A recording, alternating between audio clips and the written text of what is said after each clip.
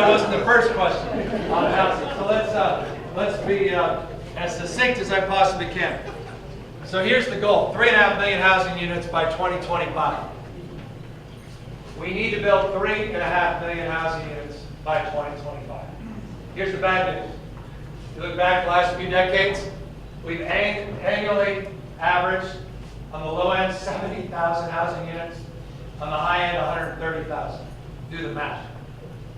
Is it any wonder that the median price of a home in California is over $485,000, almost $500,000? This is past a crisis issue.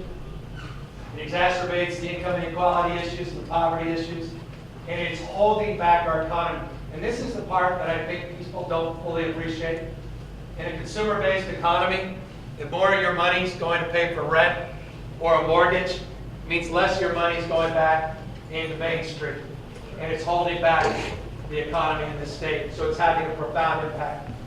McKinsey, that fancy firm that does consulting, they just did the most comprehensive deep dive analysis of our housing crisis. And they identified 34 housing regions in the state, each requiring a different approach. Meaning there's no gimmicks here. There's no 999 plan. Remember that?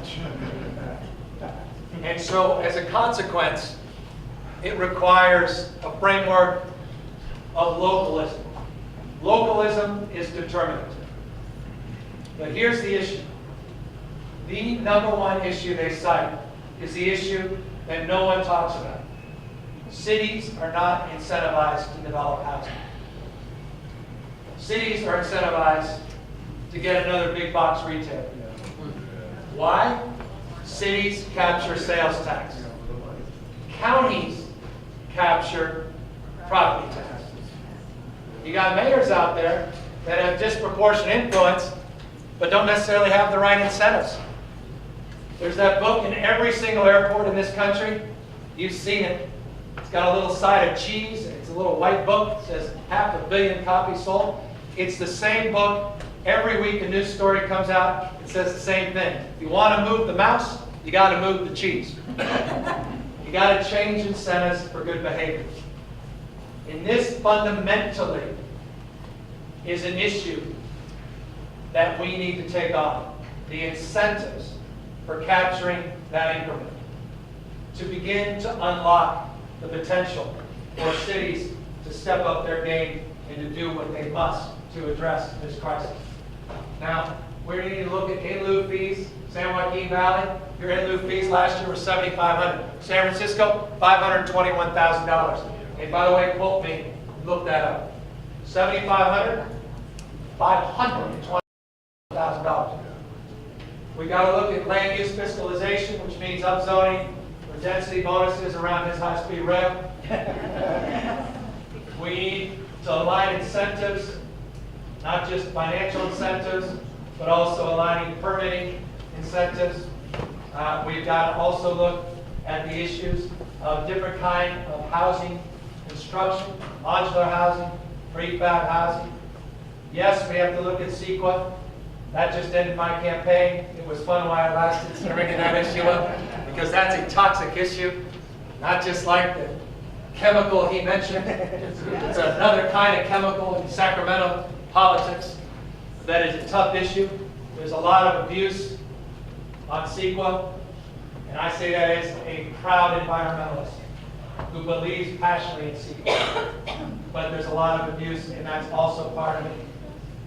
And we also, I think, need to look, and I'm going to say this at peril of getting in more trouble down the hall in Sacramento. We made a big mistake getting rid of redevelopment.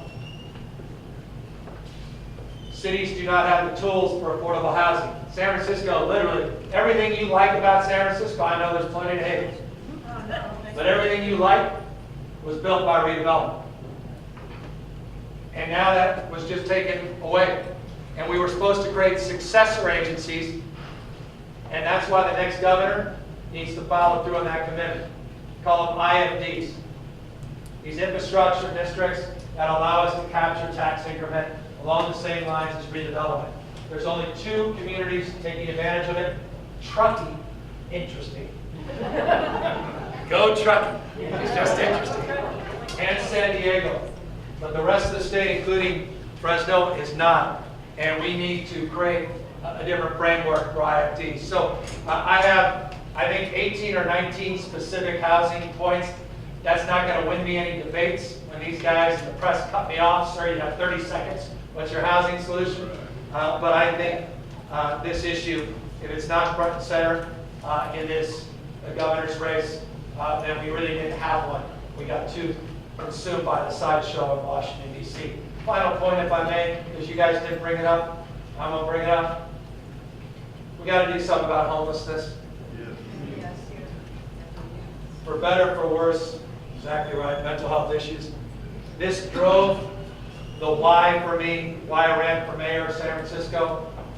It drove my opponents crazy, because I did do everything everybody liked. But I just want you to know before I leave, I'm going to take that issue on. Governors have not taken that issue on.